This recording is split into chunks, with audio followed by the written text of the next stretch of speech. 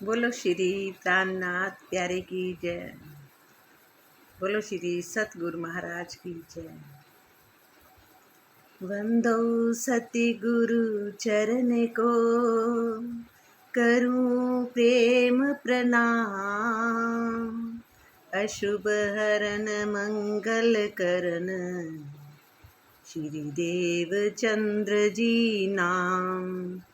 श्री प्राणनाथ निज मूलपति, श्री मेहराज सुनाम। तेज कुंवर श्यामा जुगल को, पल पल करूं प्रणाम। पिया जी को पल पल करूं प्रणाम। हे मेरे प्राणनाथ, हे मेरे प्राण वल्लभ, हे सच्चिदानंद, हे मेरे धाम के धनी अक्षातीत, हे मेरे पियो, जो भी कुछ कर रहे हो, जो कुछ बता रहे हो, सब आप ही आप हो। मैं और मेरा कुछ नहीं, मैं तो है ही नहीं, है सब तू ही तू। जिस मन में तू बस गया, रहे न मैं की भूल। हे धाम के धनी, हे मेरे प्रीतम, इस मैं को, शरीर रूपी मैं को निकाल दो और आप अपनी मैं को प्रकट करो। क्योंकि जो आप बता सकते हो, जो आप जानते हो, और कोई नहीं जानता। हे मेरे धाम के दुल्ला, आप ही प्रकट हो। प्रणाम जी। आज चितवनी महिमा का 27वां पेज है और चौपाई है 6। सत रेहस सतरंग, सत साथी को सुख या भंग। तुम संग करो सत बातें, सत दिन और सत रातें। परम धाम की प्रेम में लीला और आनंद हमेशा ही अखंड है। परम धाम में क्या है? परम धाम में प्रेम भरी लीला जो हर पल होती रहती है, आठों पहर। तो कहते लीला और आनंद हमेशा ही वहाँ तो अखंड है। अखंड स्वरूप वाले सुंदर साथ का सुख भी अखंड है। अखंड स्वरूप वाले कौन है? हमारे पिया जी, राजश्यामा जी और सुंदर साथ। उनका सुख भी जो है वो भी अखंड है। वहाँ दिन रात तथा रात्रि भी मन चाही है, और मन चाही पातशाही है कि जैसा अगर रात जितना भी समय वो उनके हिसाब से ही है। जहाँ अच्छा लग रहा है, जो हो रहा है, जो लीला चल रही है वो चलती रहेगी। जितनी देर के लिए चल रही है, जितना देर राज्य चाहते हैं अपनी प्रियंगनों के साथ। कहते कि वो भी मतलब दिन रात्रि भी वहाँ की है, मन चाही है। और हे सुंदर साथ जी, आप परम धाम की इन आनंदमयी बातों में डूबे रहिए। हम जहाँ आठों पहर नहीं डूब पाते, पर जिस टाइम राज्य की मेहर होगी तो वो सब होगा ही होगा।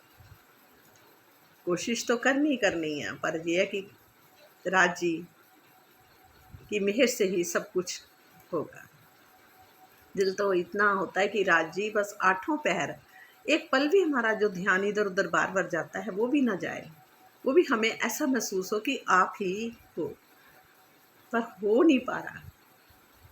पर वो आपकी मेहर हमें चाहिए। आपकी मेहर से ही ये सारे काम सब होंगे। हमें भी आठों पहर बस आप ही आप देखो, आपकी लीला का वर्णन हो, आपके घर की बातें हो, आपकी ही बातें हो। सत चांद और सत सुर, हिसाब बिना सत नूर। सत शोभा सत मंदिर, सत सुख से जाए अंदर। सत का मतलब यही हो गया कि जो चीज़ अखंड है, हमेशा है, सत्य है, अखंड है। पहले मैं सत सोचा, सतवार 7 नहीं, अखंड। सत चांद सत सूर, हिसाब बिना सत नूर। परम धाम में अखंड चंद्रमा है और सूर्य भी की शोभा है, वो भी अखंड है। और उनमें अनंत नूर का अखंड शोभा ही है। उनमें नूर भी अखंड ही है और शोभा भी अखंड ही है, शोभा वहाँ की। सत शोभा सत मंदिर, अखंड मंदिरों की शोभा भी अखंड है। अखंड मंदिरों की शोभा भी वहाँ अखंड है। उसमें रंच मात्र भी ह्रास नहीं होता। वहाँ कोई चीज़ भी नष्ट नहीं होती, समाप्त नहीं होती। वो चेतन है और हमेशा ही रहेगा। एक रेता का कण भी है, वो भी हमेशा रहेगा। एक पत्ता भी है, वो भी हमेशा रहेगा।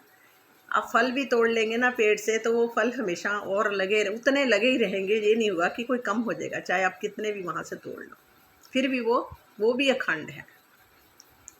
उसमें रंच मात्र भी ह्रास नहीं होता। और मंदिरों के अंदर की सेज्या का सुख भी शाश्वत है। क्या बोला? सत सुख सेज्या अंदर, वहाँ पर जो सेज्या सुख भी है वो भी शाश्वत है, नूरमयी है, अखंड है और सत्य है। और आनंदमयी बातों में वहाँ डूबे रहिए। अब यहाँ बैठ के भी जब हमारे प्रीतम देखो वाणी से कितना कुछ समझा रहे हैं। विश्वास करो दुनिया वालों, जे प्रीतम की ही खुद की ही वाणी है। खुदा ने खुद ही आकर अपनी पहचान कराई है। ये खुद की चर्चा है, खुद की वाणी है। चाहे शरीर मनुष्य रूप से ही वो करेंगे, पर क्या है, उनकी खुद की वाणी है। इस पर नहीं विश्वास करोगे तो बहुत पछताओगे। कहते हैं ना, दो जग की जलनी में जलना पड़ेगा। अब ये सोच लो कि इस वाणी पे विश्वास करना है कि हमें नहीं करना। ये बताओ, हमें इस वाणी पर विश्वास करना ही करना है। हमारे प्रीतम की ये वाणी है। अब इसमें आनंद लो कि देखो वहाँ के कैसे कैसे सुख हैं। वहाँ आनंद ही आनंद है, प्रेम ही प्रेम है और अखंड नूर है। चंद्रमा भी अखंड है, नूरमयी है, शाश्वत है। हर चीज़ वहाँ शाश्वत है। सत जिमी सत वन, खुशबोए सत पवन, लहरी लेवे सत जल, सत्य आकाश निर्मल। आकाश भी निर्मल। परम धाम की धरती तथा वनों की शोभा भी अखंड है। सत जिमी सत वन, खुशबोए सत पवन। परम धाम की धरती तथा वन की शोभा भी अखंड है और सुगंधित पवन अबाध गति से बहता रहता है। खुशबुए सत पवन, उनकी भी खुशबू, इतनी मीठी मीठी खुशबू, वो चारों तरफ फैल जाती है, फैली रहती है। झरोखे, जब महलों के झरोखे खुलते हैं, या कोई खिड़कियों में से जंगले में मतलब बाहर आता है, बरामदे में बाहर आते हैं, वहाँ भी खुशबू ही खुशबू आती है चारों तरफ वनों की। और खुशबू सत पवन, पवन इतनी हवा खुशबू वाली। फूलों के, अगर फूल बाग, नूर बाग है, वहाँ फूलों की ही खुशबू आएगी। अगर फलों के बाग है तो वहाँ फलों की ही खुशबू आएगी, तरह तरह के। लहरें लेवे सत जल, सागरों, नहरों तथा जमुना जी का जल लहरों के रूप में अखंड रूप से शोभायमान है। किसका? सागरों, नहरों तथा जमुना जी का जल लहरों के रूप में अखंड रूप से शोभायमान है। और सत आकाश निर्मल, शाश्वत आकाश हमेशा ही स्वच्छ दिखाई देता है। वहाँ का शाश्वत आकाश भी स्वच्छ दिखाई देता है, साफ, एकदम निर्मल, बहुत साफ दिखाई देता है। सत्य का अर्थ क्या होता है? हमेशा अखंड रहने वाला। देखो, अब यहाँ से बात समझनी चाहिए हमें। यहाँ क्या है? सत्य का अर्थ है अखंड रहने वाला। हम कहते हैं कि यहाँ हर जगह ब्रह्म ब्रह्म है, ब्रह्म ब्रह्म है, ठीक है। हम भी सुनते आ रहे, मैंने इतना ज्ञान सुना था और मैं उस टाइम मेरी ऐसी मतलब निश्चय भी हो गई थी, हर चीज़ में मुझे परमात्मा ही दिखता था कि ब्रह्म है सबके अंदर। और कोई मुझे गलत बात भी बोल देता था, उसको भी मैं यही सोच के कह रही थी, सोचती थी कि कहने वाला तू है। कहते ना, वो ठोक ठोक के हमें पक्का करता है कि हम अभी कच्चे तो नहीं हैं। बार बार परीक्षा हमारी होती है, ये तो होती है। कोई ना कोई ऐसी बात ठोकेगा, बोलेगा, और क्या हमने क्या समझते थे, वो बस आप ही कहने वाले। तब वो ब्रह्म ज्ञान था, मतलब हर चीज़ में ब्रह्म ब्रह्म ब्रह्म। आटे दाल में भी हम कहते थे ब्रह्म है, सब कुछ ब्रह्म है। वैसे तो जो चीज़ चेतन है, चेतन तो है, पर ब्रह्म की बात जो आती थी वो सॉरी, सत्य का अर्थ होता है हमेशा अखंड रहने वाला। जो चीज़ अखंड रहेगी, अगर हर के अंदर वो ब्रह्म है, तो फिर आप ये सोचो, तो ये शरीर अखंड क्यों नहीं रहा? ठीक है, ये क्यों मरा? इसने क्यों गलत काम किए? और मरण जमन से फिर मुक्त हो जाती वो चीज़। अखंड का मतलब ही होता है वो मरण जमन नहीं है। और जहाँ से आप देख लो सत्य क्या है, सत्य परमात्मा क्या है और झूठ क्या है। ये झूठ संसार का बना हुआ है, इसमें मरण जमन, सब मरते जमते पैदा होते, हर चीज़ नष्ट होती है। कोई भी चीज़ है उसका आखिर में एंड होता ही होता है। तो उसमें यही कहा है, यही देख लो, कहा हमेशा अखंड रहने वाला सत्य चेतन होता है। और सत्य, उसमें प्रेम और आनंद का रस प्रवाहित होता रहता है। और उस अखंड के अंदर क्या होता है? प्रेम और आनंद का रस प्रवाहित होता रहता है। इस प्रकार परम धाम की प्रत्येक वस्तु सच्चिदानंद में ही है। अब ये देखो, ये पार्वण परमेश्वर की ही वाणी है, सच्चिदानंद की। उन्होंने सत्य का मीनिंग बताया, ठीक है। अब आप सोचो, हम सोचते थे तो फिर यहाँ पर ये अखंड क्यों नहीं है, ये चेतन क्यों नहीं है? शरीर के अंदर जो पूरी बॉडी, वैसे तो क्या है, एक मशीन है, एक जैसे गाड़ी है, उसको चलाने वाला ही चलाता है। ऐसे ही ये एक गाड़ी ही समझ लो, इसको चलाने वाला ही चला रहा है जो चेतन है वो चला रहा है। पर वो निकल गया तो ये शरीर, मोटर गाड़ी बेकार, एकदम इसमें कोई किसी के काम नहीं आनी, ठीक है। इस तरह से हर चीज़ जहाँ की है, कपड़े भी हैं, कुछ भी मान लो, सब कुछ नाशवान है। तो परमात्मा का स्वरूप क्या बताया? जो ब्रह्म है वो अखंड है, चेतन है, शाश्वत है, नूरमयी है, निर्मल है, कोमल है, ये सारे उसके गुण हैं। तो प्रवाहित होता रहता है, और उसमें क्या होता है? प्रेम भी होता है और आनंद का रस भी, और वो प्रवाहित होता ही रहता है। तभी क्यों बोलते थे, सुखदेव जी ने क्यों बोला था भागवत में कि त्रिगुण के पास भी वो प्रेम नहीं है, वो शाश्वत प्रेम नहीं है, ठीक है। जो पारब्रह्म परमेश्वर और परम धाम में प्रेम है, सखियों के अंदर है, जो ब्रह्म सृष्टि के अंदर है, वो प्रेम और कहीं नहीं है। बोला ना उन्होंने भी, त्रिदेव के पास भी नहीं है, यानी ब्रह्मा विष्णु महेश के पास भी वो नहीं है प्रेम। मतलब वहाँ का जो प्रेम और आनंद का रस है वो प्रवाहित होता ही रहता, निकलता ही रहता, निकलता, ओवरफ्लो ओवरफ्लो ओवरफ्लो, फ्लो पे फ्लो, फ्लो पे फ्लो, ओवरफ्लो हो जाता है, हमेशा रहता है। मतलब वो इतना भरा ही रहता है प्रेम और आनंद में। अब ये वाणी भी हमें किस और जोड़ रही है? प्रेम में जोड़ रही है, आनंद में जोड़ रही है। इससे आनंद आ रहा है, इससे मतलब फ्लो आ रहा है, आनंद का, प्रेम का आ रहा है ना, आ रहा है। ये वाणी भी चेतन है, ये वाणी के अंदर भी चेतन है, ये वाणी भी प्रेममयी है, और ये वाणी सत्य है। ये खुद की ही वाणी है, खुद अपनी खुद पहचान करवा रहा है, सत्य की पहचान करा रहा है। जिसको मानो, बहुत मानना पड़ेगा, नहीं मानोगे तो वो जो आपकी इच्छा। पर मुझे मालूम है कि हमें मानना ही पड़ेगा। मानेंगे तो अपने प्रीतम से जुड़ेंगे अंदर से, वो हमारे अंदर हृदय में आकर बैठ जाएंगे, वो प्रकट हो जाएंगे। फिर जो मैं जो निकलती है वो मैं ख़त्म हो जाएगी, सिर्फ उनकी ही मैं निकलेगी, वो अवस्था होएगी फिर। सत्य पशु पंखी, इस प्रकार परम धाम की प्रत्येक वस्तु सच्चिदानंदमयी है।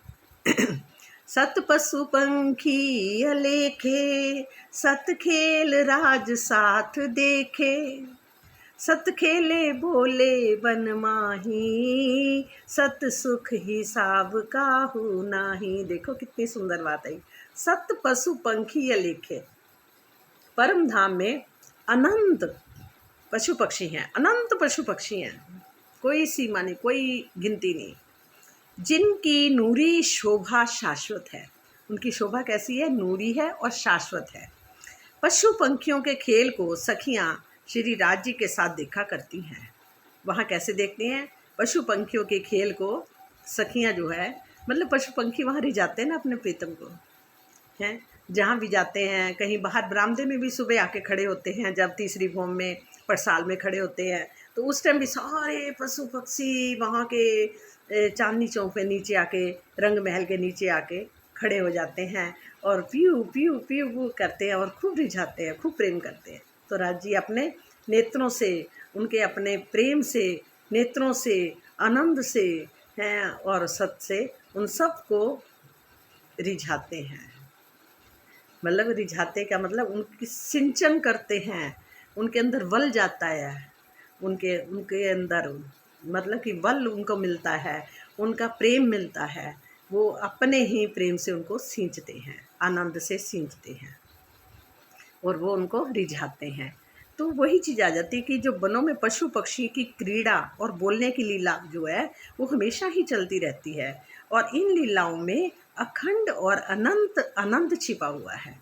वहाँ की जो नंद लीला में है ना, कैसे खरगोश रिझाता, कैसे घोड़े भी, घोड़ों के भी पंख लग जाते हैं, वो भी सखियों के आगे आ जाते हैं, आओ मेरे ऊपर बैठ जाओ। मछलियाँ भी होती हैं, वो भी उनके ऊपर भी सिंहासन बने होते हैं जिनके ऊपर सखियाँ बैठ जाती हैं।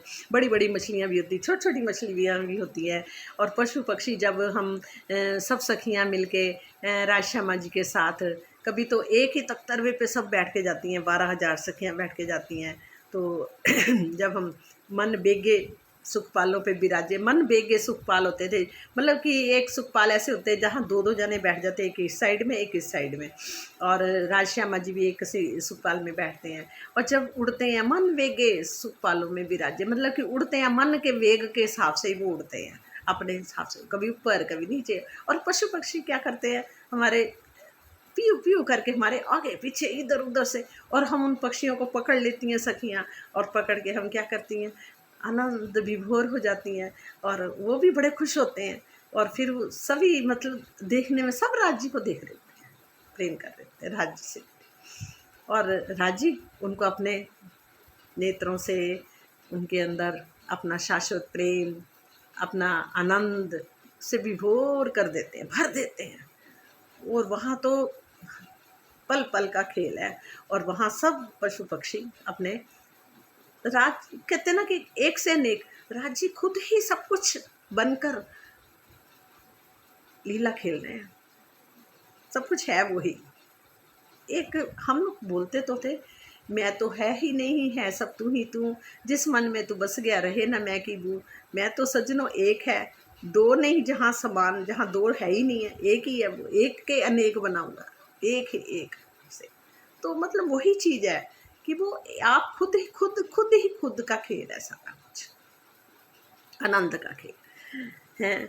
और कहते कि सत पशु पंखी लेखे, सत खेले राज साथ देखे, परम धाम में अनंत पशु पक्षी हैं जिनकी नूरी शोभा है, शाश्वत है। पशु पंखियों के खेल को सखियां श्री राज जी के साथ देखा करती हैं, और वनों में पशु पक्षियों की क्रीड़ा और बोलने की लीला हमेशा चलती ही रहती है। और इन लीलाओं में अखंड अनंत आनंद छिपा हुआ है, अखंड और अनंत आनंद छिपा हुआ है। मतलब कि वो अपनी लीलों से अपने प्रीतम को रिझाते हैं, सखियाँ रिझती हैं, सब अपनी अपनी, कभी बानर अपनी लीला करते हैं, कभी कोई कूदे मार मार के इधर से उधर, तरह तरह के खेल बानर खेलते हैं, खरगोश खेलते हैं, नेवले खेलते हैं, सांप खेलते हैं, हाथी खेलते हैं, मतलब बहुत लीलाएँ हैं वहाँ पर। और पल जहाँ बाहर देखो अंदर देखो सब जगह, और जहाँ देखो रंग महल के अंदर भी ना जो चित्र बने होते हैं ना सब, वो भी रिझाते हैं, वो भी एकदम प्रकट हो जाते हैं। और रंग महल को एक इतना छोटा थोड़ा कि एक ही रंग महल इतना समझो बढ़ाया कि वहाँ के हिसाब से मैं सोचती हूँ कि रंग महल सबसे छोटा, वहाँ के हिसाब से वहाँ का जितना बड़ा परम धाम है, अखंडो ब्रह्मांड समा जाए तब भी उसका पार नहीं कोई पा सकता, इतना बड़ा वो ब्रह्मांड है, अखंडो ब्रह्मांड उसमें समा जाए, मतलब इतना बड़ा है। तो आप ये सोचो कि कैसे वो फिर रंग महल के अंदर आप जाने के लिए, गलियां ही इतनी बड़ी बड़ी गलियां होती हैं, उनमें जाना, उनमें घूमना, और ये जो खरगोश ये जो घोड़े होते हैं वो नीचे उतर आते हैं, हम उनके ऊपर बैठ जाते हैं, हम लोग भागती हैं, कभी एक दूसरे को पकड़ती हैं। वहाँ हमारी लीला ही सारा दिन अखंड लीला है, अनंत लीला है, प्रेम में लीला है अपने प्रीतम के साथ। वो प्रीतम जी ने यहाँ हमें सब कुछ बता रहे हैं, अब हमें समझा रहे हैं कि सखियों हमारी लीला ऐसी ऐसी है, हम क्या क्या वहाँ करते हैं, सुबह से लेके कैसे उठते हैं, कैसे तैयार होते हैं, कैसे सखियाँ तैयार करती हैं, कैसे सखियाँ उठाती हैं, कैसे प्रेम करती हैं, कैसे कोई बंसरी बजा रहा है, कोई कुछ बजा रहा है, तो वो कोई ताल पे ताल चल रही है, कहीं कहाँ नवरंगवई रिझा रही है, कहीं सखियाँ कुछ बना बना के खिला रही हैं, कहीं लाडवाई है, वो उनकी सखियों का जूथ है। तो मतलब ऐसे जैसे 40 जूथ बने हुए हैं 12,000 के, और एक एक जूथ में 40 जूथ में एक एक जूथ में 300-300 सखियाँ हैं, और कोई हर एक के अपना अलग अलग बहुत अनंत लीला है, अनंत। आप पढ़ोगे, पढ़ो, जरूर पढ़ो इस कुलजम स्वरूप श्री कुलजम स्वरूप जी को जरूर पढ़ो। जे परमात्मा की बहुत बानियाँ पढ़ी हैं, बहुत आपने ग्रंथ ज्ञान के पढ़े हैं, जो कई तो मनुष्यों के द्वारा लिखे गए हैं, कुछ परमात्मा के इशारे से भी लिखे गए हैं, पर उनके पर जहाँ पर तो परमात्मा ने खुद की अपनी उसके घर की बातें हैं, जो आपको किसी भी ग्रंथ में नहीं मिलेगी, यही तारतम ग्रंथ में मिलेगी आपको, और यहीं से आपको मुक्ति मिलेगी। और ये जरूर आप पढ़ो। ये वाणी आपको PDF बनी है, कोई भी कहे तो उनको PDF मिल जाएगी, हर बुक की PDF मिल जाएगी। कितना हमारे राजन स्वामी जी ने इतनी मेहनत करके, और सब मतलब कि कितनी भाषाओं में, हर भाषा में भी ये ग्रंथ लिखा गया है, हर भाषा में सबको समझ आ सकता है, और इतने भावार्थ से उन्होंने सरल भाव से लिखा है कि आपको आसानी से समझ आ जाएगा। और हमें भी पहले हम छुपाइयों को पढ़ते थे तो हमें नहीं समझ आती थी, अब देखो भावार्थ लिखे हुए हैं, वैसे लिखा अर्थ करे, कितने सुंदर सुंदर अर्थ, कितनी आसानी से हमें भी समझ आने लग गए हैं। ये हमारे ऊपर उनकी राज्य की मेहर नहीं है तो क्या है।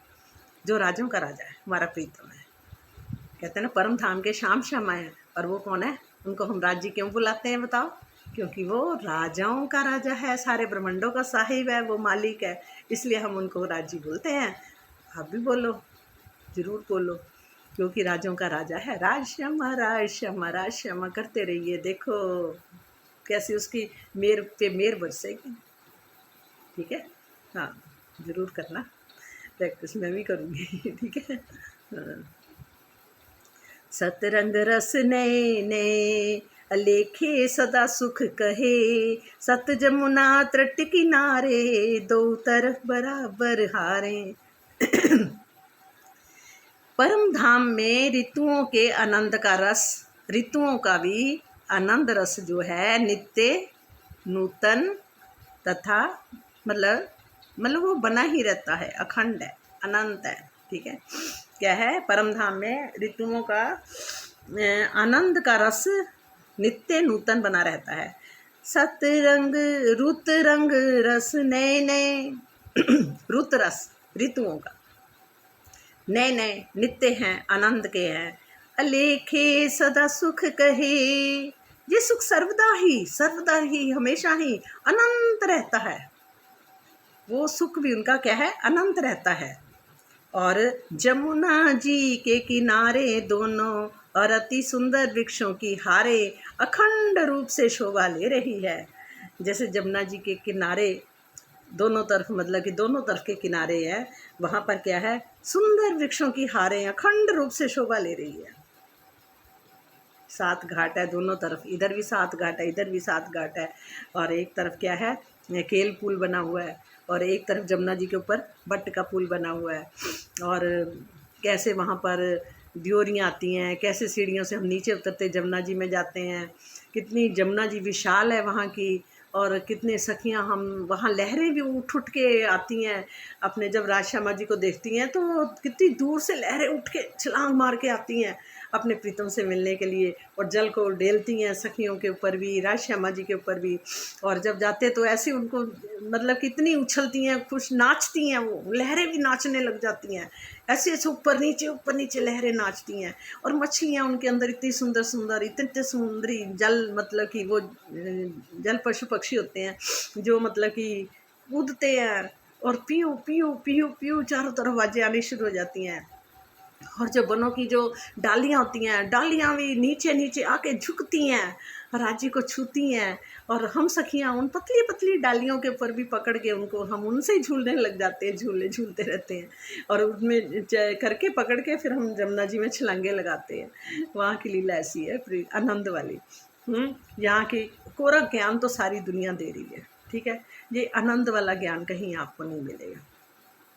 ये तो जा तो जो जब पहली बार हमारे प्रीतम इस दुनिया में ब्रह्म सृष्टि उतरी थी, तो उस टाइम जो कृष्ण जी की लीला हुई थी 11 वर्ष 52 दिन तक की बचपन की लीलाओं में आपको आनंद आएगा। आपको बड़े होने की बातों पे बाद में आनंद नहीं आएगा, आप कितना पढ़ लो, नहीं आनंद आएगा। क्यों आएगा? कि उस टाइम वो यही ब्रह्म सृष्टियाँ जो आज जहाँ उतरी हुई हैं, उस टाइम भी वही ब्रह्म सृष्टियाँ और राजश्यामा जी उतरे थे, उनके नज़रों से उतरे थे, आत्म आवेश उनका था। एक तो होता है जोश, एक आवेश होता है, आवेश से आए थे वो सब में के अंदर उन्होंने आवेश लिया। और क्या था? वो लीला उनकी थी, और उस लीला को आज भी दुनिया कितना याद कर रही है, रो रही है उनके लिए। मैंने देखा लोगों को आंसू बहाते हुए, मैंने देखा उनकी जो मूर्तियाँ भी होती थी वो भी धीरे धीरे बड़ी होने लग जाती थी, मैंने उन मूर्तियों को भी देखा। मैंने उन मूर्ति को मतलब ऐसे देखा कि जो मतलब कि मैंने वो दूध पिला रही और उन्होंने मेरे हाथ में दिया तो उन्होंने दूध भी पी लिया। मैं हैरान रह गई, बोतल में दूध डाल के दिया उनको, वो बेटा मानती है उनको। एक है लेडीज़ हरिद्वार में है, यहीं हमारे पास ही है, उसके इतने से लड्डू गोपाल लाई थी और इतने बड़े हो गए हैं, और आज भी वो उनको उसी तरह बेटे की तरह ही पाला उन्होंने, पालना लेके गाड़ियाँ उनके ले रखी हैं, सब कुछ। मतलब कि वो आज भी उन लोगों के अंदर, मेरा मतलब ये है कि वो लीला जो आज तक इस धरती पे हुई है, आज भी लीला वो समझ लो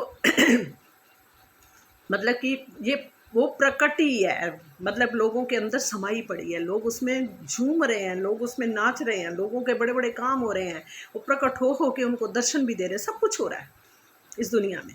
मैंने सबको, जितना भी राज परमात्मा को लोग मानते हैं, परमात्मा अपना विश्वास दिलाने के लिए उनके साथ प्रकट है, खड़ा है, तो वो ही एक प्रीतम है जो सबके साथ है।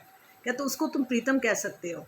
शिव जी को आप प्रीतम नहीं कह सकते, विष्णु भगवान को प्रीतम नहीं कह सकते, उनकी पत्नियां हैं। और सिर्फ प्रीतम कौन है? एक ही, श्यामा श्याम, राज श्यामा जी, बस जिन्होंने यहाँ लीला करी, और वो प्रीतम है, सबका प्रीतम है। उस प्रीतम की लीला अखंड है, चेतन है। वो लीला आज भी जोग माया के अंदर वो हो रही है, वो लीला को भी अखंड कर दिया गया। क्यों? कि जहाँ उनकी नज़र पड़ी वो तो उसकी तो माँ, जिसने उसको मान लिया अपना प्रीतम, वो तो पंपारा हो गया, और जिसने उसके स्वरूप को भी जान लिया वो तो पारों के पार हो गया, वो मुक्ति मुक्त।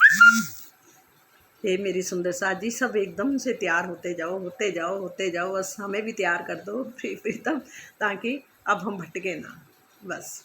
क्योंकि माया भी अपना रंग दिखा रही है, वो भी बार बार। पर मेरे को इतना विश्वास है कि हमारे प्रीतम जहाँ खड़े हैं, जहाँ वो विराजमान हो गए, जहाँ उन्होंने अपना आसन लगा लिया, वहाँ पर कुछ भी गलत नहीं होगा। क्योंकि राज जी के आगे प्रकृति भी नतमस्तक झुकती है, बड़े बड़े राजा भी उनके आगे पानी भरते हैं बड़े बड़े राजा भी जो होंगे वो भी उनके आगे पानी भरेंगे, सुख सुख कहते सजदा करते, झुक झुक के सजदा करते हैं। पर ना जी, मैं कहाँ की कहाँ चली जाती हूँ कोई बात नहीं। सत डारी झूलवे ऊपर जल, खुश होए हिंडोले शीतल, सत सुख तालाब के त्रट, खोल देखो नैना पट। जमुना जी के पाल पर आए हुए वृक्षों की डालियां, क्या बोला? सत डारी झूलवे ऊपर जल, जो जल के ऊपर झूल रही जो डालियां झूल रही हैं, सत डारी जो अखंड है। कहते जमुना जी के पाल पर आए हुए वृक्षों की डालियां जल के ऊपर झूलती रहती हैं, और इन डालियों में हिंडोले लगे हुए हैं, इन डालियों में भी हिंडोले लगे हुए हैं, और जिनमें झूलने पर सुगंधित और शीतल हवा के झोंके आनंदित करते हैं। और सुंदर साजी अपने आत्मिक नेत्रों से होज कोसर तालाब के किनारों के अखंड शोभा को देखिए। कहते अखंड कोसर होज कोसर जो है अपने नेत्रों से, आत्मिक नेत्रों से, अंदर के नेत्रों से, आत्मिक नेत्रों से, अंतर्दृष्टि से उन्हें देखिए। कहाँ का? होज कोसर का। जो होज कोसर के तालाब हैं, होज कोसर का तालाब है, वहाँ के जल में भी झीलिए जो अखंड है, सत्य है। सत साईं सो करो विलास, तब टूट जाए झूठी आस। ज्यों ज्यों लियोगे सत सुख, त्यों त्यों छूटे असत दुख। ज्यों ज्यों लियोगे सत सुख, त्यों त्यों छूटे असत दुख। दुख को क्या बोला गया? असत, झूठ। ये झूठ का है, झूठ है ये। और सत्य के आगे झूठ कभी टिकता नहीं। और सत्य दुख कहते असत्य के हाथ पैर नहीं होते, और सत्य हमेशा कायम रहता है। हे सुंदर साजी, जब आप ध्यान द्वारा अपने प्रीतम से आनंद की लीला में मगन रहेंगे, जब आनंद की लीला में, अपने प्रीतम की आनंद की लीला में मगन रहेंगे, तब मायावी सुखों से शाश्वत सुख पाने की झूठी आशा समाप्त हो जाएगी। तब क्या होगा? जो मायावी सुखों के से शाश्वत सुख पाने का, इस शाश्वत सुख को पाने के लिए जो मायावी सुख है, उनकी आशा फिर वो समाप्त हो जाएगी। आमतौर पर हम दुनिया वाले भगवान को क्यों मानते हैं? शाश्वत उनके सुख पाने के लिए, कि दुख ना हमारे आसपास आए, उनका सुख मिले हमें। ठीक है? जहाँ के सुख भी जो है वो भी पल दो पल के हैं। एक सुख आएगा, जाएगा, दुख आएगा, दुख जाएगा, सुख आएगा, सुख जाएगा, दुख आएगा, दुख जाएगा। जहाँ ये निरंतर चलता ही रहता है, ये खेल है जहाँ का। और ये खेल, सुख भी कितने होते हैं? पल दो पल के। एक बढ़िया सी चीज़ खा ली, अरे आनंद आ गया, तो बड़ा आनंद आया, मज़ा आ गया बोलते हैं, तो क्या होता है? तो और वहाँ के जो अनंत सुख हैं वो तो अखंड है, वो तो शाश्वत है, वो तो प्रेम से भरपूर है, वो तो उनका वहाँ का प्रेम भी फ्लो पे फ्लो मारता है।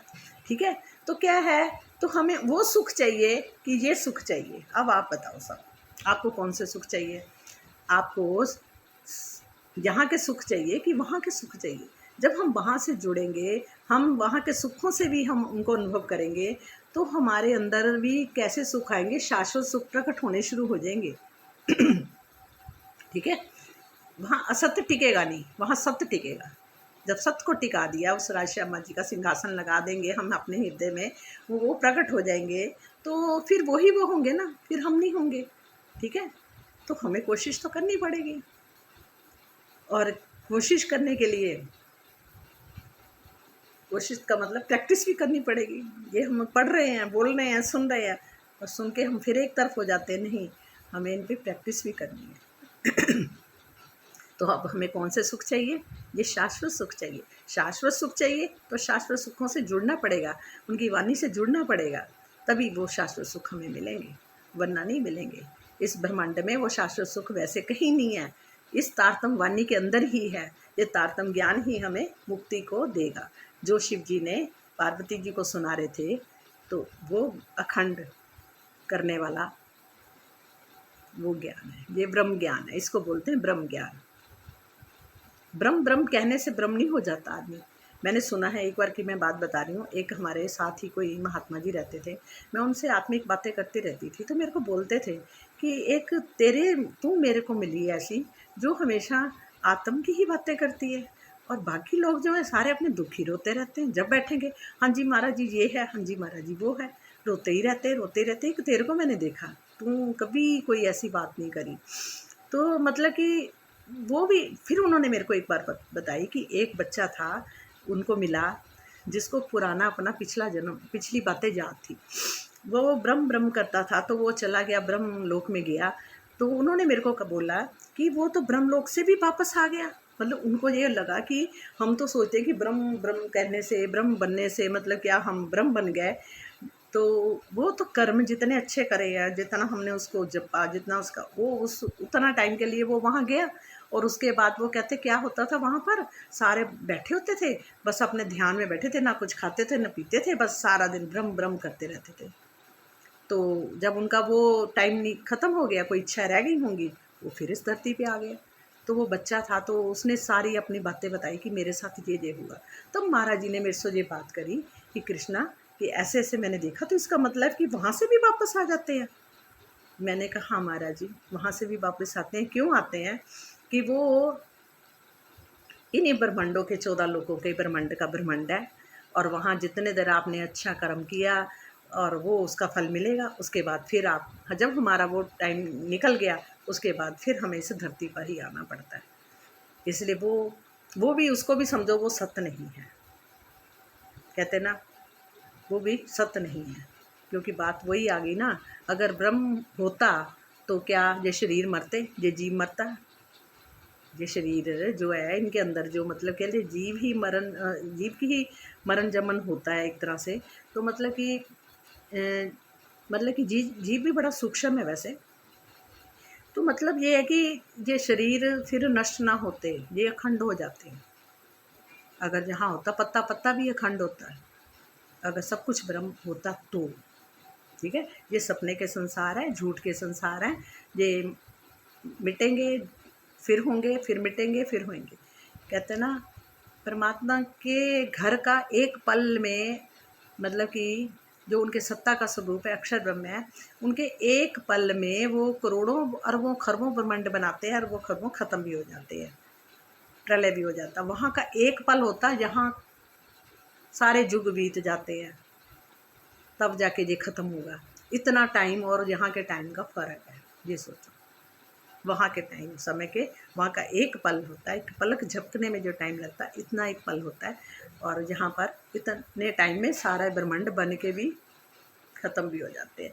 उनके लिए वो है जैसे खिलौने, नए नए खिलौने बनाए, फिर बने, फिर ठीक मिट गए, तोड़ दिए। जैसे बच्चा नहीं होता, कोई बच्चे का मन होता है, ऐसे अक्षर ब्रह्म के सत्ता का स्वरूप है, बच्चे के मन की तरह, जो खंड ब्रह्मांड बनाते हैं पल में खत्म। ये खिलौने बने तोड़े, खिलौने बने तोड़े, उनके लिए एक खेल है, बच्चों के जैसा खेल। सत साई सो करो विलास, तब टूट जाए झूठी आस। ज्यों ज्यों लेओगे सत सुख, त्यों त्यों झूठे असत दुख।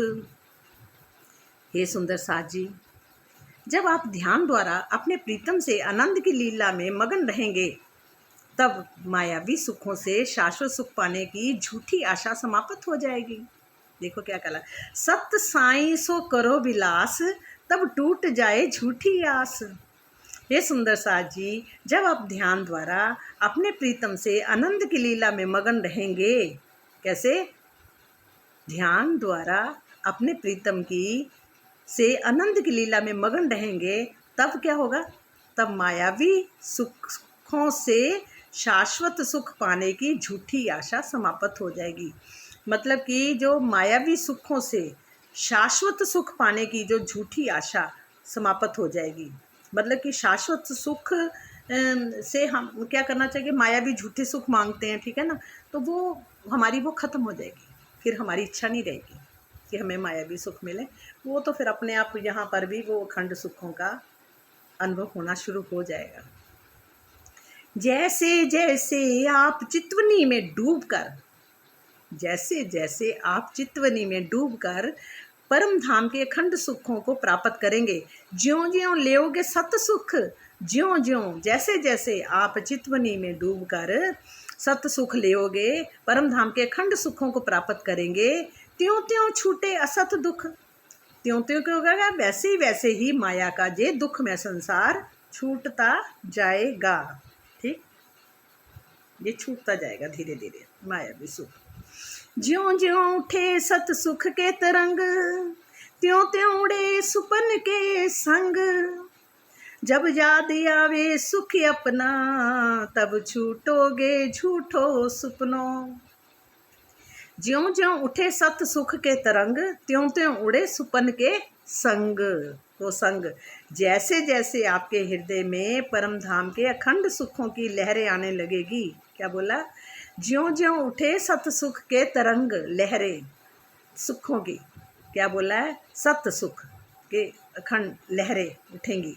क्या मतलब? जैसे आपके हृदय में परम धाम के अखंड सुखों की लहरें आने लगेगी, त्यों त्यों उड़े सुपन के संग, त्यों त्यों वैसे ही वैसे संसारिक सुखों से आसक्ति हटती जाएगी। संसारिक सुख जो है उनसे आसक्ति जो हमारी हुई है ना, वो टूटती जाएगी। हमें क्या लगेगा कि ये भी छोड़ के जाना, ये भी छोड़ के जाना, ये भी छोड़ के। ये तो हमें रोज़ वैसे ना प्रैक्टिस करनी पड़ेगी, ठीक है ना? क्यों करनी पड़ेगी? जो हमारे पास सामान है अपना, लगता है कि ये हमारा अपना है, इसको पहले ही देखना शुरू कर दे।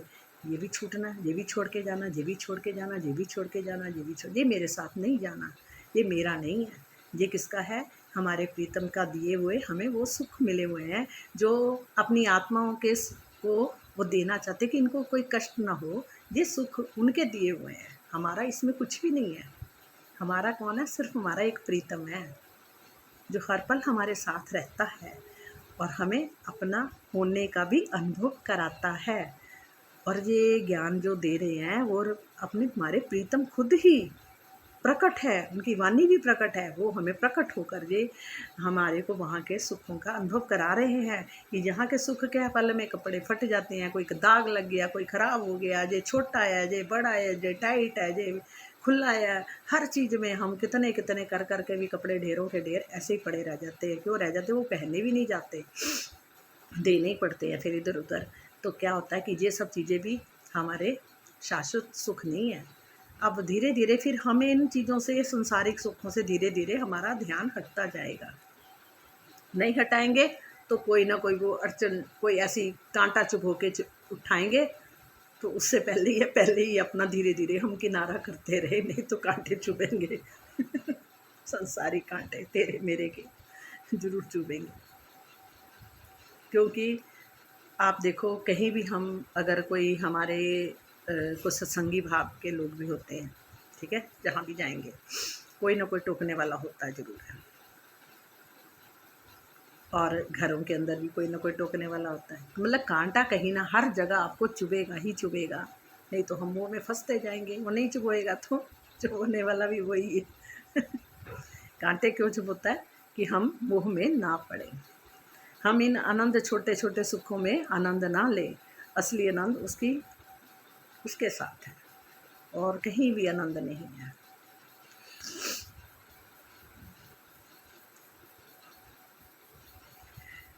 हे सुंदर साजी, अब आप ध्यान द्वारा अपने प्रीतम से आनंद की लीला में मगन रहेंगे तथा मायावी सुखों से शाश्वत सुख पाने की झूठी आशा समाप्त हो जाएगी।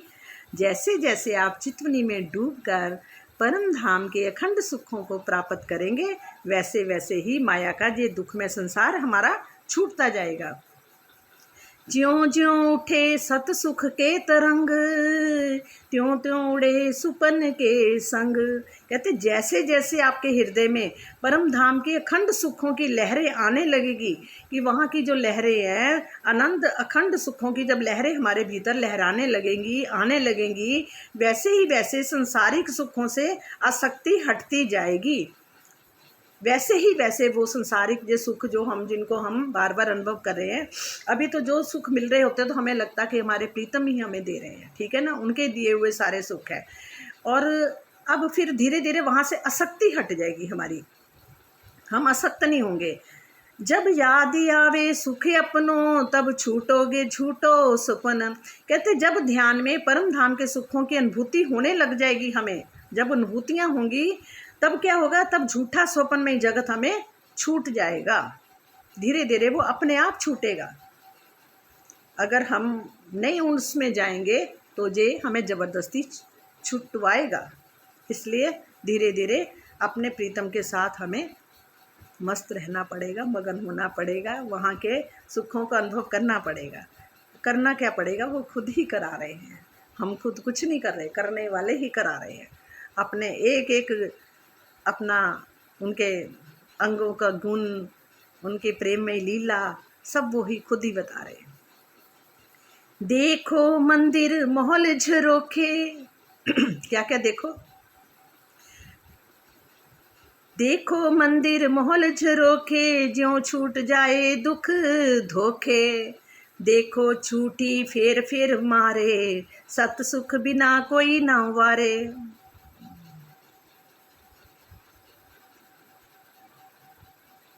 देखो मंदिर महल झरोखे, ज्यों छूट जाए दुख धोखे।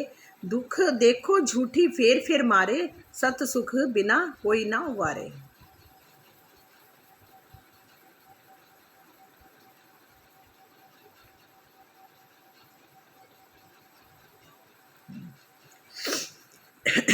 हे सुंदर साथी, जब आप चितमनी में बैठकर परम धाम के महलों, मंदिरों तथा झरोखों की शोभा को देखेंगे तो इससे छलमयी जगत के दुखों से आपका संबंध छूट जाएगा।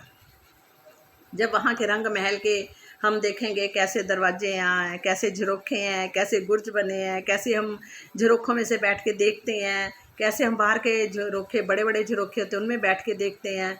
कभी हम 9वीं भूम में, कभी 10वीं में, कभी कहाँ कहाँ बैठ बैठ के हम बाहर के नज़ारे भी देखते हैं और अंदर के नज़ारे भी देखते हैं। तो मतलब कि ये जब हम उन चीज़ों में देखने लग जाएंगे तो हमारी जो जहाँ की मायावी है, ये सब सुख जो है वो आनंद धीरे धीरे हमसे छूटने लग जाएंगे।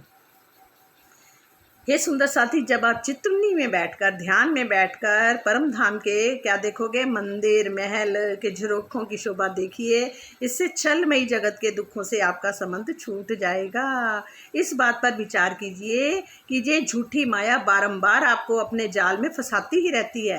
मतलब ये भी झूठी माया भी बार बार हमें अपना जाल तो डाला हुआ हो चारों तरफ हमारे, और वो उसमें फंसाती भी है तो रहती है। परम धाम के अखंड सुखों की अनुभूति हुए बिना, जब तक हमें वहाँ के सुखों की अनुभूति नहीं होगी, तब तक कहते हैं, क्या बोला? परम धाम के अखंड सुखों की अनुभूति हुए बिना इस मायावी जगत से कोई भी पार नहीं हो सकता। अर्थात प्रेम में चितवनी के में डूब जाने के अतिरिक्त माया से उबारने वाला अन्य कोई भी साधन नहीं है। लोग कहते तो हैं ध्यान करो ध्यान करो, ध्यान किसका करो? सांस को देखो, सांस को आती को देखो, सांस को जाती को देखो। वही वाली बात आ रही है तो प्राणों के नाथ है हमारे, ठीक है, पर हमें उसका स्वरूप का पता तो होना चाहिए कि वो स्वरूप ऐसा कैसा। ध्यान करे तो किस स्वरूप का करे, ये भी तो पता होना चाहिए। जब हमें उस स्वरूप की पहचान हो जाएगी, जब हम उस स्वरूप हमें दिखने लगेगा, तो वो स्वरूप के सामने फिर मायावी जो है ना, छल कपट के जो सुख हैं छोटे छोटे, वो सब हमसे छूट जाएंगे, छोड़ने भी नहीं पड़ेंगे, अपने आप छूट जाएंगे। ये राज्य हमारे से प्रण कर रहे हैं, देख लो। हाँ, पर आत्म को देख लेती है। कहते ना, डूब जाने से अतिरिक्त माया से उबारने वाला ने कोई भी साधन नहीं। कहते और कोई साधन नहीं है, मतलब क्या? अर्थात प्रेम में चितवनी में डूब जाने के अतिरिक्त माया से उबारने वाला और कोई सुख और कोई भी अन्य कोई भी साधन नहीं है, और कोई साधन नहीं है। वही चीज़ आती है जो दुनिया कहती है परमात्मा निराकार है, परमात्मा मतलब कि वो मतलब कि उससे आगे कुछ है ही नहीं है। तो फिर वो अब मैं क्या बोलूँ, वो तो आप समझते, जब हमें स्वरूप का ही नहीं पता होगा, स्वरूप की पहचान नहीं होगी, तो कैसे किसका ध्यान करें? ध्यान भी करने के लिए कोई साधन चाहिए। फिर जहाँ लोग कोई भी किसी न किसी मूर्ति को अपना बनाते हैं ताकि उनसे लिंक जुड़ता रहे, ठीक है, तो उसमें भी क्या बोल रहा है? उसकी जड़ प्रकृति भी उसकी जड़ हो जाती है, गिरती भी धीरे धीरे। वो जड़ता से जुड़ेगा तो आप सोचो कैसा होगा जड़। इसलिए हमें चेतन से जुड़ना है, चेतन से जुड़ेंगे तो चेतन, ठीक है।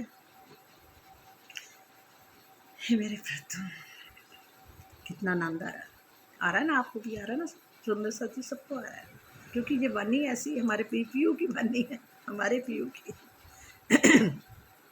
छोड़ घर को सुख लेखे, आत्म काहे को दुखड़ा देखे।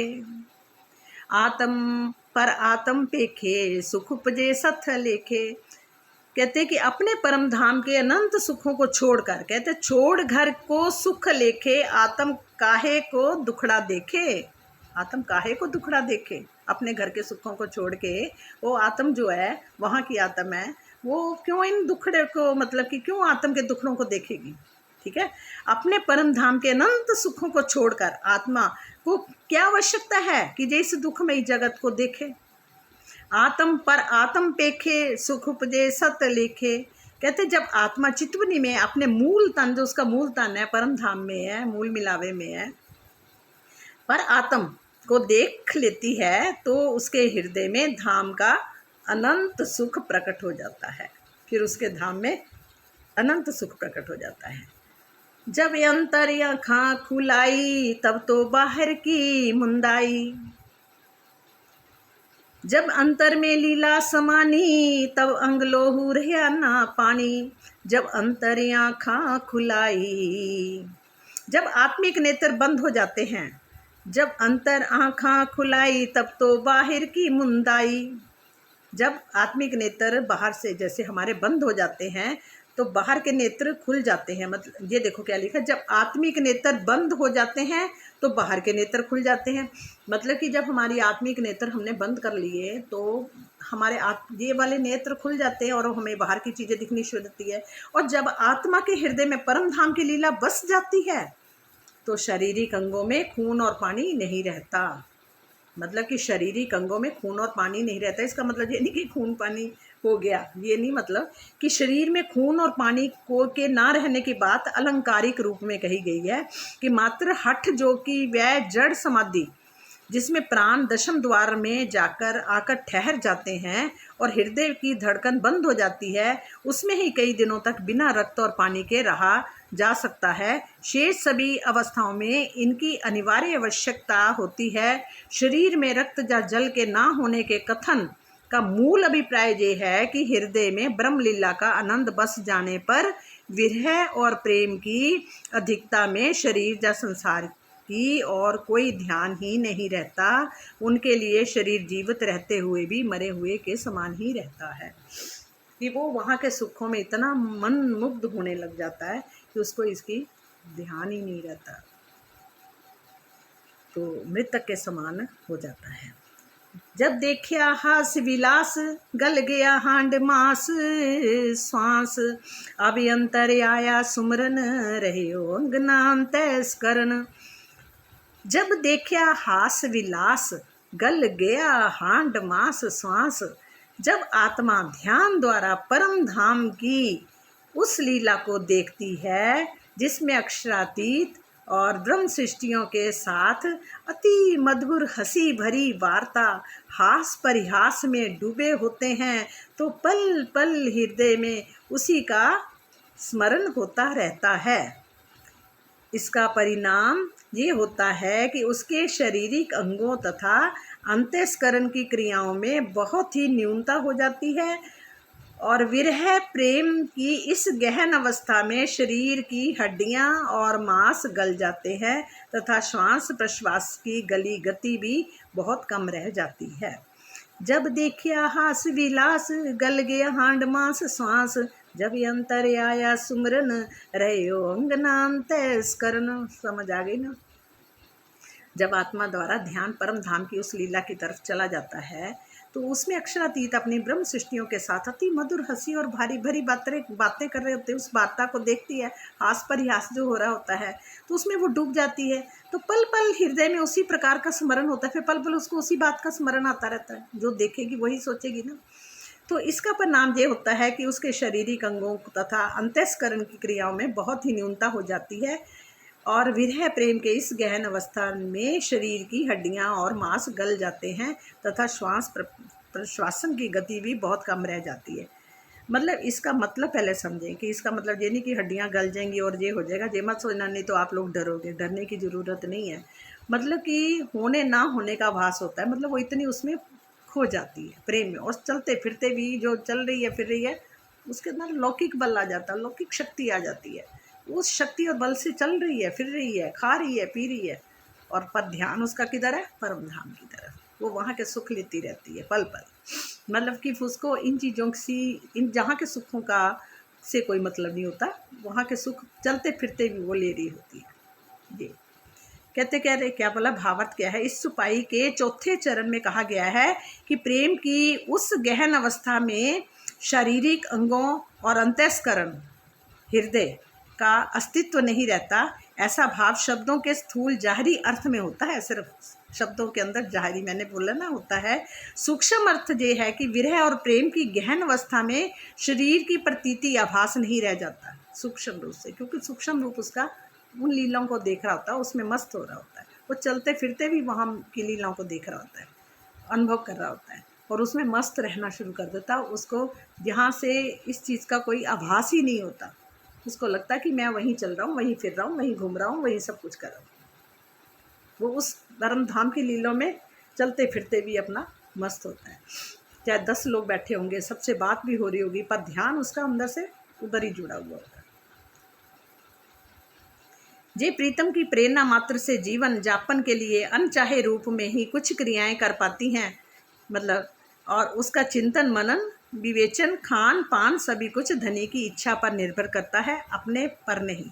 उसका सब कुछ क्या है, प्रीतम ही प्रीतम हो जाता है। सब वो इतना प्रेम से सभी को देखेगी, सभी से बातचीत करेगी, उसके अंदर लहरें भर जाएंगी प्रेम से, वो फॉलो होता जाएगा और सब जो भी उसके आसपास आएगा उसमें भी प्रेम भरता जाएगा। उनको लोगों को, कितने लोगों को जो भी उनके पास तक भी, दूर से भी उनके पास की उनकी दृष्टि भी उनके ऊपर पड़ जाती है, तो सोचो कि उस ऐसे मतलब कि के साथ क्या होगा कि वहाँ पर दूर बैठे हुए लोगों के ऊपर भी वो दृष्टि थोड़ी सी भी गई नहीं तो वो सुगंध उनको आने लगेगी वहाँ की परम धाम की, और परम धाम की खुशबू भी फैलेगी। उनकी नाक के इन छिद्रों में से भी वहीं की खुशबू आएगी और वो प्रेम से इतना फ्लो हो रखे होंगे, ओवरफ्लो हो रखे होंगे कि तो सबके ऊपर वो प्रेम ही प्रेम उड़ेलते रहेंगे। उनके अंदर से प्रेम ही प्रेम होगा, बस और कुछ नहीं होगा। वो सबसे प्यार करेंगे, वो किसी से नफरत नहीं करेंगे, किसी से वो नहीं करेंगे। उनको सब में अपना प्रीतम ही दिखाई देगा, सबके अंदर भी उनको प्रीतम दिखाई देगा। उनके वही सखियाँ होंगी, जहाँ बैठे बैठे भी वो लीला होने लग जाएगी, जहाँ बैठे बैठे भी उनके साथ वो लीलाएँ होने शुरू हो जाएगी। कैसे सखियाँ जा रही हैं, कटोरियाँ भर भर के लेके आ रही हैं। ये सुंदर साथ फिर एक अपने सतगुरु के लिए कटोरियाँ लाएगा, कोई कुछ लाएगा, कोई चीज़ें लाएगा कि ये खा लें, वो खा लें, ऐसा कर लें, वो कर लें। बस ये लीला फिर शुरू हो जाती है, प्रेम में लीला। अब आया प्रकरण 78 है और 78 प्रकरण है। चलो ये वाला भी कर लेते हैं, फिर प्रकरण 80 पे छोड़ देंगे, ठीक है। मेरे मिठे बोले साथ जी वो कल करेंगे, ठीक है। हाँ चलो आज सुखी अखंड अक्षरातीत को इन समय पायत है इत, कहाँ कहूँ कुकर्म तिनके जो माहे रहे ना के खोवत। सुख अखंड अक्षरातीत को इन समय पायत है इत, यही ये सुनहरा समय है। इत का मतलब यही जो सुनहरा समय है जब अक्षरातीत के अखंड सुख, अखंड अक्षरातीत के अखंड सुख को पाया जा सकता है। ये समय है।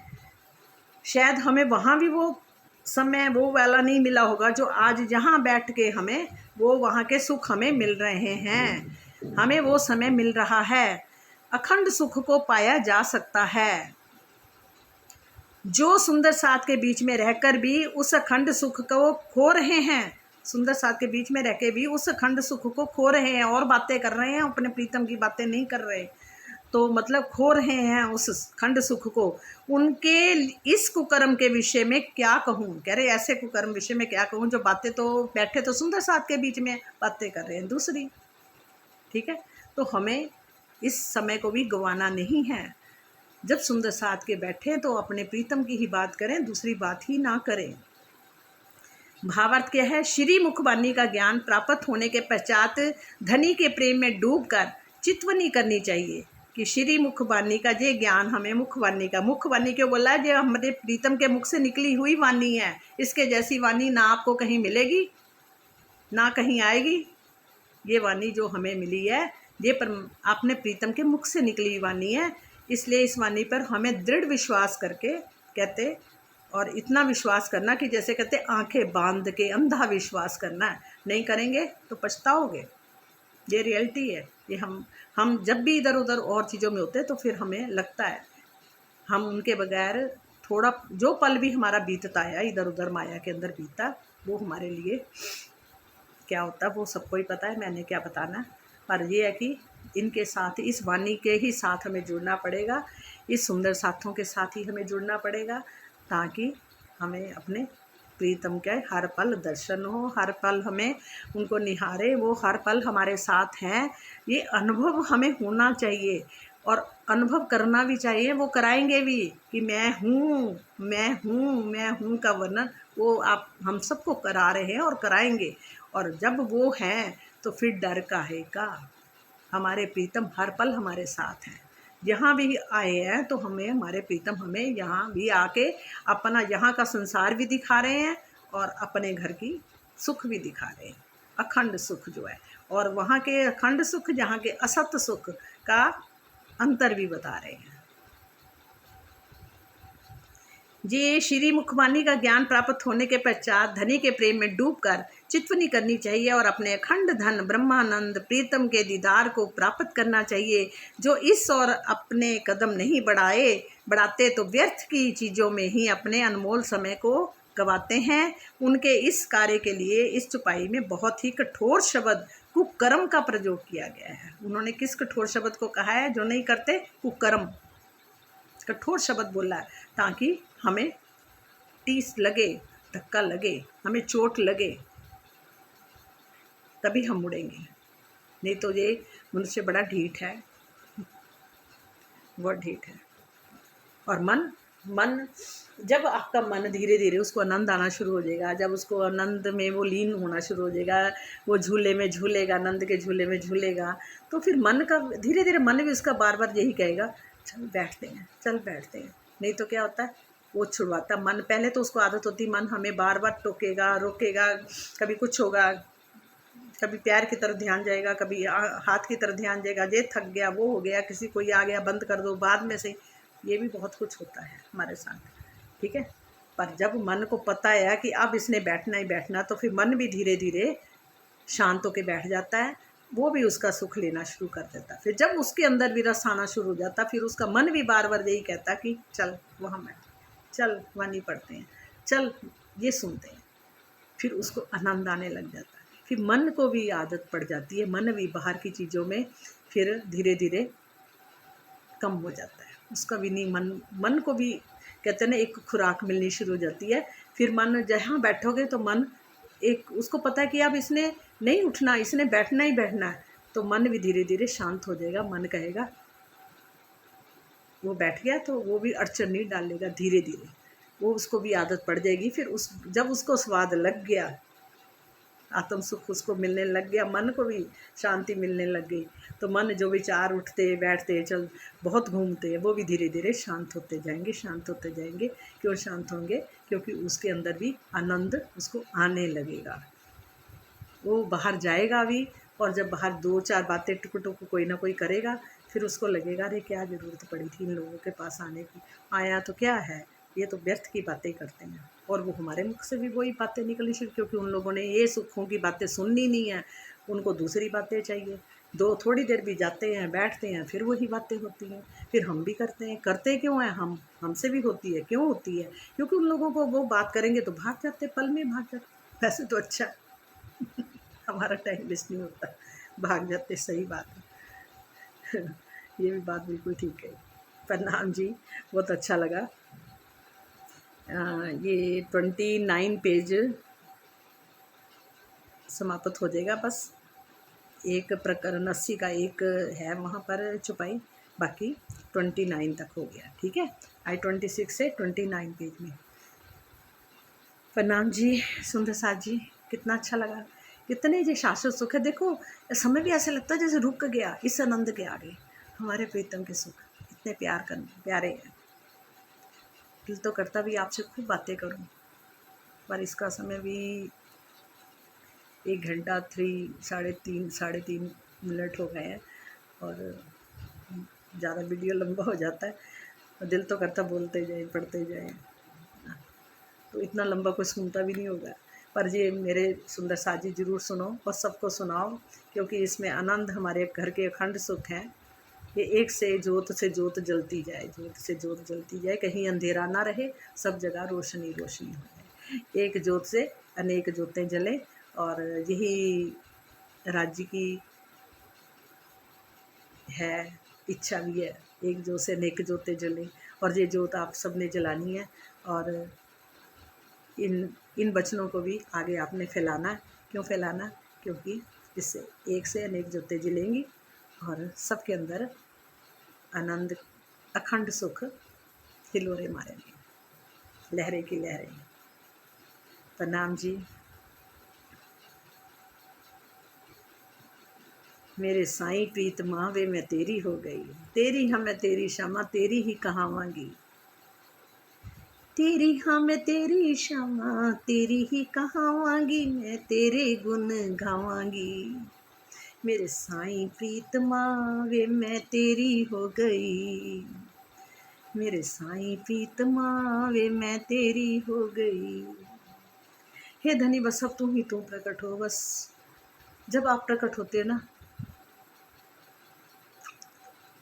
आप तो प्रकट ही हो, अखंड सुखों की अनुभूति होती है। प्रणाम जी, प्रणाम, प्रणाम सुंदर सा जी। बोलो श्री प्राणनाथ प्यारे की जय, बोलो श्री सतगुरु महाराज की जय। आओ मेरे सतगुरु, आओ मेरे प्रीतम, हृदय में आपका ही वास हो। बस आप प्रकट हो जाओ, अब आप प्रकट हो जाओ। हे धनी, आप प्रकट हो जाओ, प्रकट हो जाओ। प्रणाम जी।